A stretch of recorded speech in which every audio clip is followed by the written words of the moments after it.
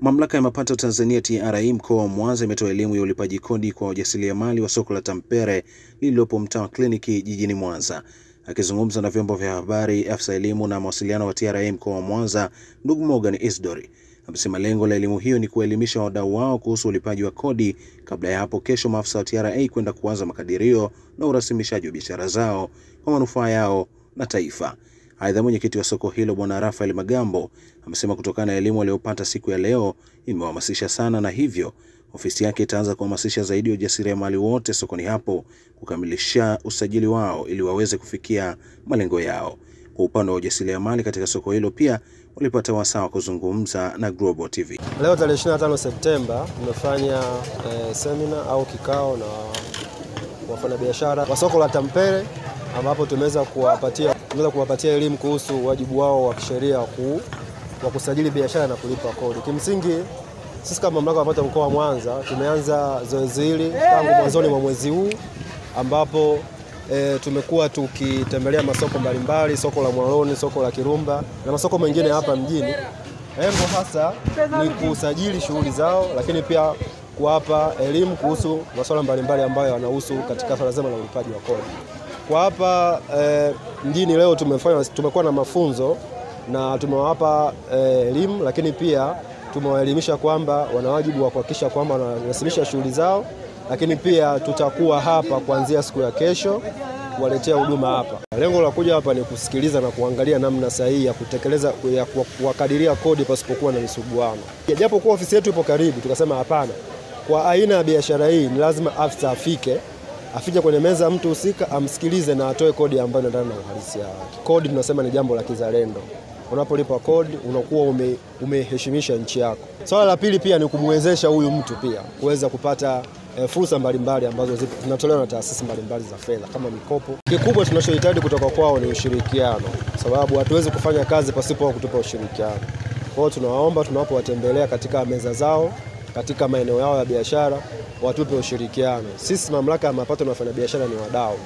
Somo la leo kuhusu kulipa kodi tumelielewa vizuri.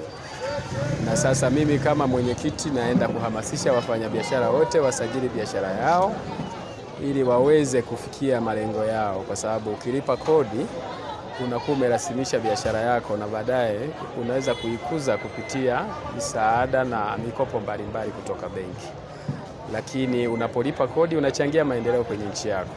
Kwa hiyo unakuwa huru kutumia chochote kwenye nchi yako. Ukienda hospitali unajua kodi yako inatumika. Ukienda shuleni unajua kodi yangu imejenga nchi. Binafsi nimefurahi kwa sababu nimepata elimu. Kuna vitu vingine nilikuwa sivifahamu. Kwa mfano kama mimi ninauza dagaa pamoja na samaki wa kavu, nilikuwa sina tili namba hiyo. Sijawahi kulipa hayo mapato upande wangu mimi, lakini nafurahi kwa sababu nimepata hii elimu na niko tayari maafisa TRA wakifika kuwapa ushirikiano ili wajue jinsi gani ya kunikadiria ili nilipe kodi kama Mtanzania. Kulipa kodi ni lazima kwa maendeleo ya nchi yetu. Sisi kama Watanzania tunapaswa kulipa kodi kwa ajili ya maendeleo ya mahospitali pamoja na mashuleni. Umuhimu wa kulipa kodi upo kwa ajili ya maendeleo ya nchi. Umuhimu wa kulipa kodi upo kwa ajili ya manufaa ya mtu mmoja mmoja, jinsi anavyojitambua na anavyojitathmini yeye katika hali yake ya maisha. Kwa sababu unapokuwa Mtanzania unapaswa kulipa kodi. Kwanza nchi zingine tukiacha tu hapa kwetu hapa, nchi zingine wanalipa kodi na watu ambao hawapigiwi, yani kusema kwamba kwenye ile hali halisi unakuta ni kwamba mtu anakwenda kumlipia kodi mpaka mtoto analipiwa kodi. Lakini kwa hapa, kwa sababu maafisa wamekuja kutuelewesha au kutupa somo sisi wafanyabiashara ya samaki kutambua umuhimu wa kulipa kodi kwa ajili ya maendeleo ya nchi yetu, hasa tunapokwenda kuhitaji na kupata huduma ambazo zinatuhusu sisi wenyewe na jamii yetu iliyoko majumbani kwetu. Nachotaka kuambia wafanyabiashara wenzangu ndani ya soko hili kwamba kila mtu abebe somo hili na kuwa wazi na kuwa tayari kwa ajili ya kufanya nini, kwa ajili ya kulipa kodi au kwa ajili ya kutoa maelezo yake yaliyo sahihi wakati atakapofikiwa na maafisa, akiulizwa au akihitajika kutoa habari zake za biashara katika eneo au katika biashara yake. Sema tu kwa huku kuna changamoto moja. ambayo itatupa wakati mgumu. Ndio maana watu wengine wanashangaa, wanakuwa kitu ambacho kigeni, kwa sababu hii ni biashara kuoza, haina guarantee. Yani biashara samaki au dagaa ina guarantee. Ukumbuke kwamba unaweza kaingia asubuhi ukakutana na bei iko chini, alafu dakika chache ukakutana na bei imeshuka. Kwa hiyo inashuka kwa muda mfupi, inapanda kwa muda mfupi, yani kuiweka guarantee ya kwamba ni vipi.